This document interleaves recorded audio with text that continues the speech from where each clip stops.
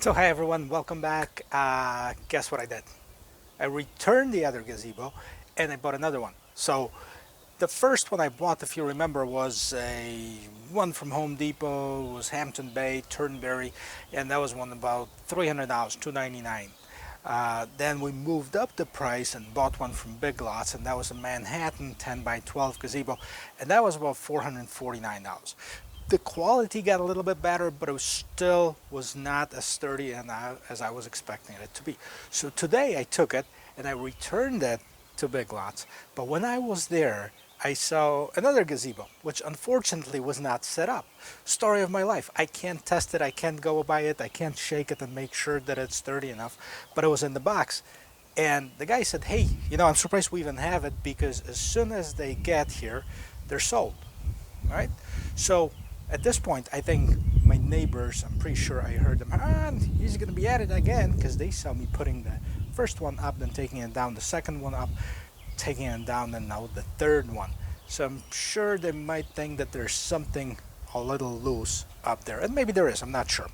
Anyways, so this one is, I'm going to show you what this one is. All right, so this is a Big Lots.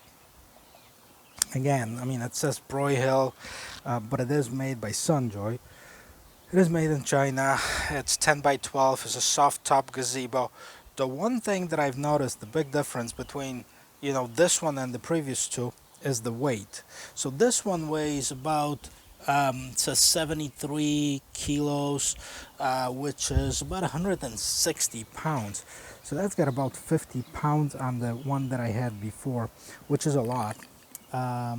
Yeah, 73 kilos product weight, and this one is $599. Okay, so quite a bit more expensive, $150 more than our previous one, but I guess they felt bad for me, or maybe I was a good negotiator. I was able to get 15% off of that, so that one actually came up to about $510 plus tax. I really hope I'm not going to have to return it, and I really hope that I'm going to be able to sit down and just enjoy a beverage once this is all said and done. So I guess by the third video, you know the drill. What I'm going to do is I'm going to set the camera, I'm going to assemble it, and maybe in the middle of assembly I'll pop in and see what my thoughts are. But if not, if it's all going good, then I'll see you at the very end.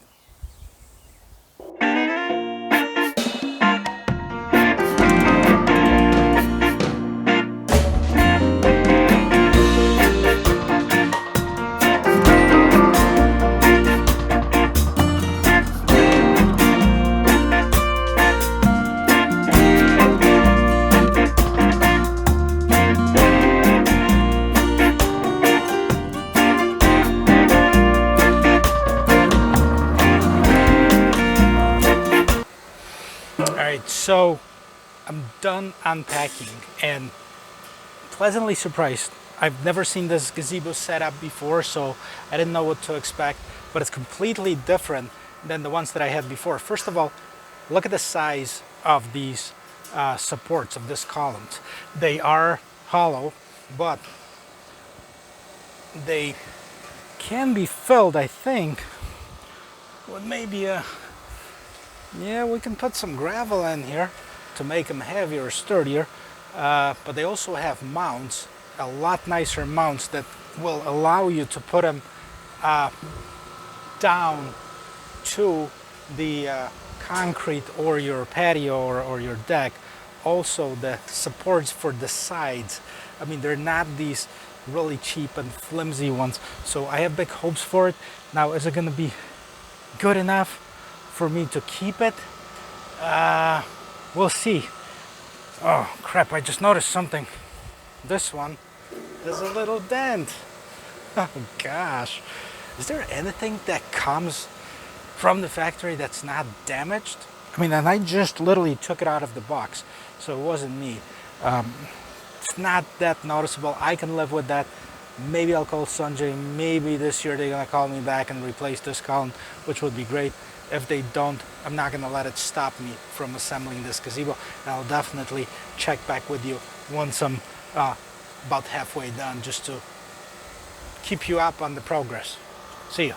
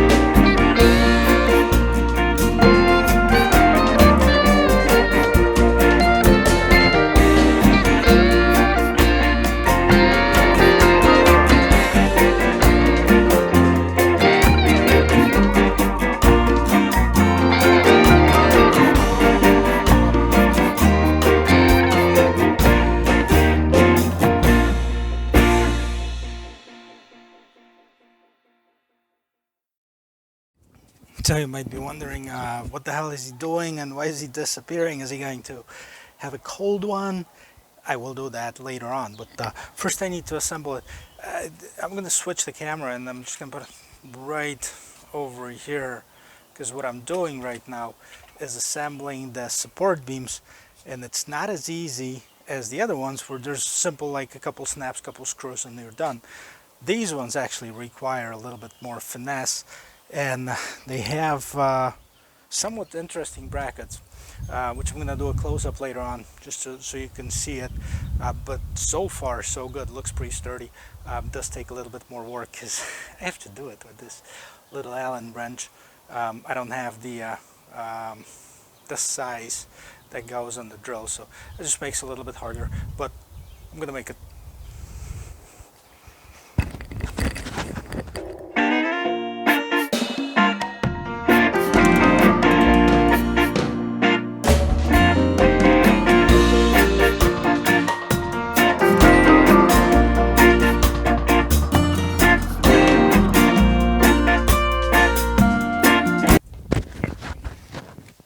Alright, so here's what's happening. I'm going to take the camera and show you of how those beams look like, so you have a better understanding what I was doing, and also I'm going to show you how I think it's going to better support the roof.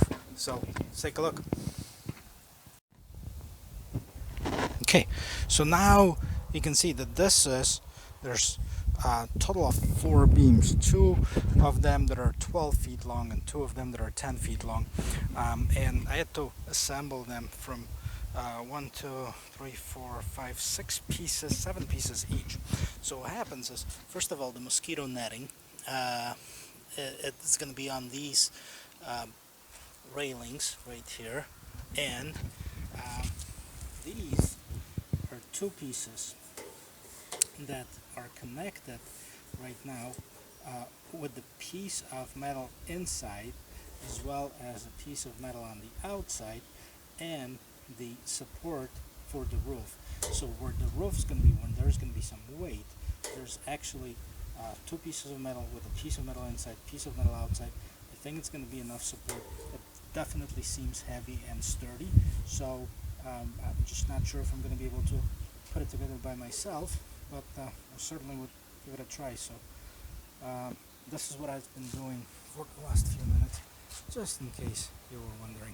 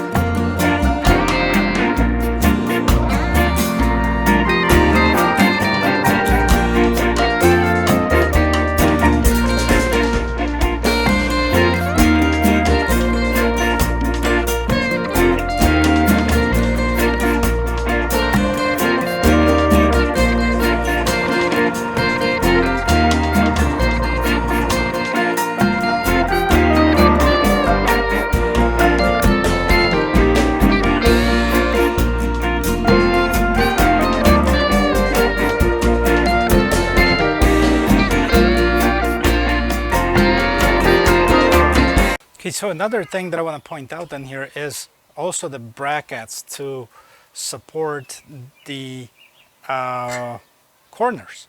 So on top of the regular corners, I'm gonna zoom it in for a little bit and show you how it's done. But this is the support for the corners, which is missing, and it was flimsy on the previous one. So the more I assemble it, the more I get the feeling that this is going to be the one. So hopefully it is. I'll show you how those supports work.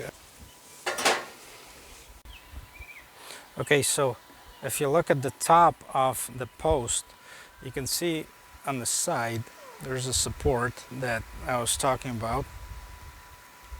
It's got 8 screws, plus it's got 2 screws on top, and this, again, this is going to be weight bearing, so that's where the roof is going to be. So again, there's a 1 piece of metal, 2 pieces of metal, 3 pieces of metal, including the post. I think it's pretty sturdy as far as it is, and when it all ties together with the trusses with the roof, I think it's going to be even sturdier. So far so good. Let's keep going.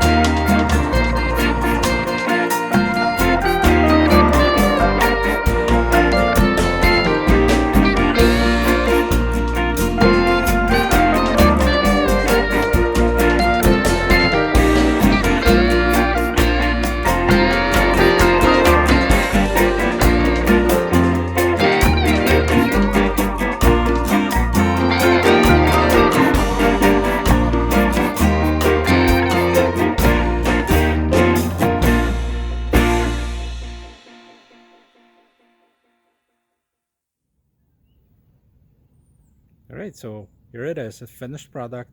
Matter of fact, I finished it last night. We moved it, this morning to the position that it is now. I put the mosquito netting as well as the privacy screen on, as you've seen in the clip. And now I waited till it gets darker because I installed the string lights inside of it, which gives it this pretty cool effect. We might get this kind of a gazebo chandelier, maybe with the fan inside of it, at one point. But right now, this is how it looks.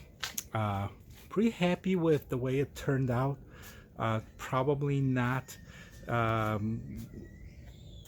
wouldn't give it like 10 out of 10, but if I were to score it, this would probably be somewhere in the 7 to 8.